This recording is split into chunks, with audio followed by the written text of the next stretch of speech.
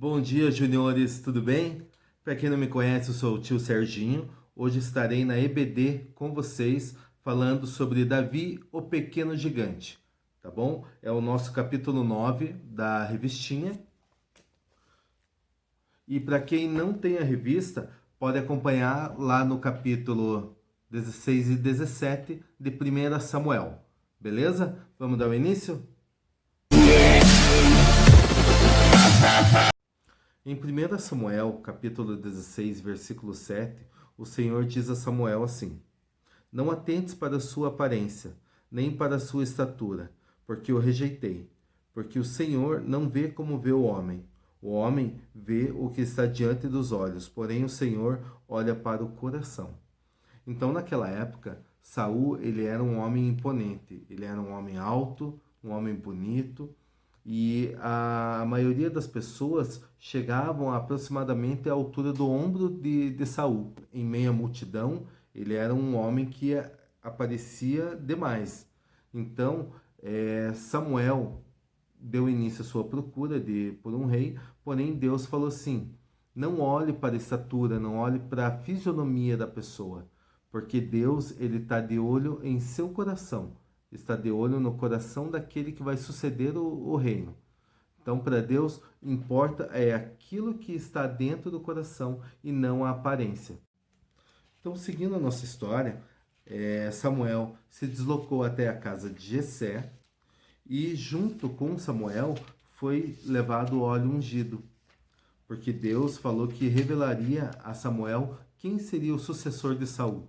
Então, Samuel, chegando à casa de Jessé, foi apresentado os filhos de Jessé a ele, só que Deus não confirmou nenhum dos filhos que ali estavam presentes. Jessé se lembrou que seu filho Davi, o mais novo, o caçula, estava no pasto cuidando das ovelhas. Samuel, sabendo disso, pediu para que Jessé fosse chamar Davi até a presença dele. Então, Davi chegando, Deus confirmou a Samuel que aquele ali seria o sucessor de Saul.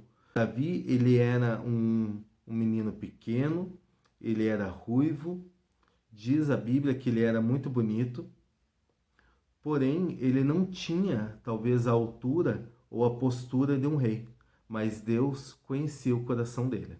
Samuel pediu para que Davi se aproximasse e naquele momento ele ungiu Davi, jogando seu óleo sobre a cabeça de Davi perante todos os seus familiares. Davi sendo ungido por Samuel, mesmo assim ele ainda não tinha se tornado rei. Ele voltou a cuidar de suas ovelhas. Logo após ocorreu uma guerra entre os israelitas e os filisteus. E dentre os filisteus havia um homem que se chamava Golias. Era um soldado muito forte e muito grande. Ele era visto como um gigante na época. Ele tinha aproximadamente 3 metros a 3 metros e 30. A armadura dele, o peitoral dele, era feita com placas de bronze que pesavam aproximadamente 57 quilos. Os seus pés eram protegidos por placas também de bronze. Ele havia uma lança grande que ele possuía, somente a ponta da lança tinha aproximadamente 7 quilos. E havia próximo dele também um fiel escudeiro que cuidava do seu escudo. E nesse dia havia no campo de batalha todos os irmãos de Davi. E Jessé falou para Davi levar um pouco de comida para seus irmãos. Davi se aproximou e viu que havia um soldado lá longe, gritando, urrando lá longe, dizendo que os filhos de Israel não eram de nada, insultando todos os israelitas, insultando o Deus de Israel. E aqueles soldados de Israel pareciam tremer de medo diante daquele soldado. Então Davi, naquele momento, ele decidiu que iria enfrentar Golias.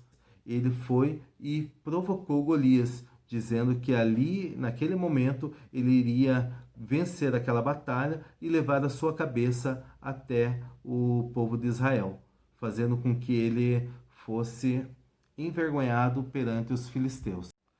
Nesse momento, Golias veio ao encontro de Davi. Então Davi, ele retirou de seu bornal uma funda com 5 pedras. Uma pedra ele colocou na funda e começou a girar, girar, girar, girar. E a hora que ele mirou e atirou, não é que ele acertou a cabeça do Golias e matou esse gigante na hora.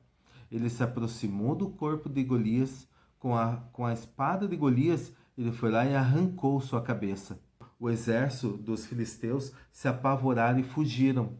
Foi nesse momento que o exército de Israel avançou e ganharam a batalha. Nós podemos tirar como conclusão que Deus, ele conhece os nossos pensamentos, ele sabe tudo aquilo que você pensa, tudo aquilo que você faz. Ele vê tudo, tudo.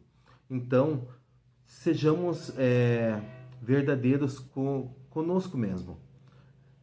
Vamos começar a trabalhar o nosso eu, fazendo com que o nosso coração seja aquilo que nós queremos que as pessoas vejam, né? Às vezes a gente está tão preocupado com a nossa beleza, com o nosso cabelo, talvez com uma falta de maquiagem, ou então porque eu não estou tão bonito hoje, eu acabei de acordar, estou com a cara amassada.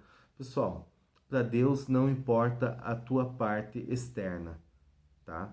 Deus, ele quer saber de que forma o seu coração está hoje. Muitas pessoas, elas estão bonitas por fora, né? Elas se apresentam com roupas bonitas, né?